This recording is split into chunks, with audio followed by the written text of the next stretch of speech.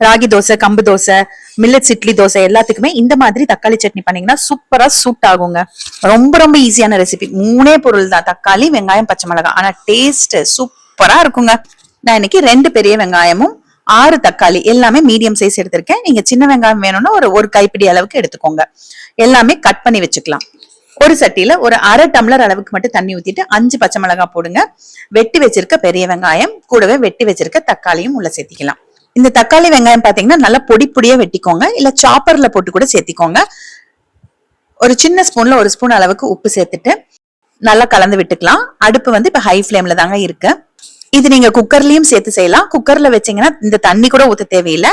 ஒரு 3 விசில் விட்டீங்கன்னா போதும். இப்ப தண்ணி ஒரு கொதி வந்ததுக்கு அப்புறமா மீடியம் ஃபிளேம்ல வச்சு மூடி வச்சுட்டேன். கரெக்டா 10 நிமிஷம் சூப்பரா தக்காளி வெங்காயம் வெந்துரும். கலந்து விட்டுட்டு ஒரு கைப்பிடி அளவுக்கு கொத்தமல்லி தழை சேர்த்துட்டு அடுப்பு ஆஃப் பண்ணிட்டு அப்படியே விட்டுருங்க. ஒரு அளவுக்கு ஆறட்டும். ரொம்ப சூடா இருக்கும்போது கடையலாம், கடைஞ்சா தெரிக்கும், தெரிச்சதுன்னா ரொம்ப கொப்பளமே ஆயிரும். ஒரு அளவுக்கு சூடு கம்மி ஆனதுக்கு அப்புறமா அப்படியே கடைஞ்சுக்கோங்க. உங்களுக்கு இது கடையாம மிக்சியில போடணும்னா கூட மிக்சியில போட்டுக்கலாம்.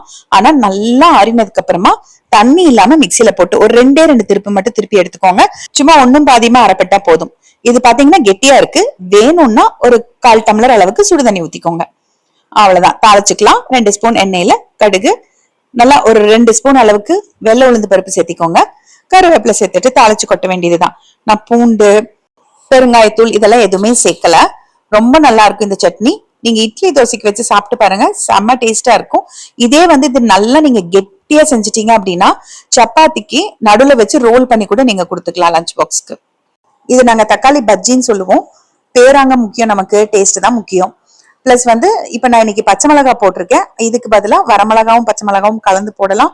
வரமிளகாய் மட்டும் போடலாம், இல்லைன்னா மிளகாய் தூளும் போடலாம். மிளகாய் தூள் போட்டீங்கன்னா இன்னும் கலர்ஃபுல்லா சூப்பரா இருக்குங்க. நான் ஒவ்வொரு தடவை ஒவ்வொரு மாதிரி பண்ணுவேங்க. நான் இன்னைக்கு பச்சை மிளகாய் சேர்த்து பண்ணியிருக்கேன்.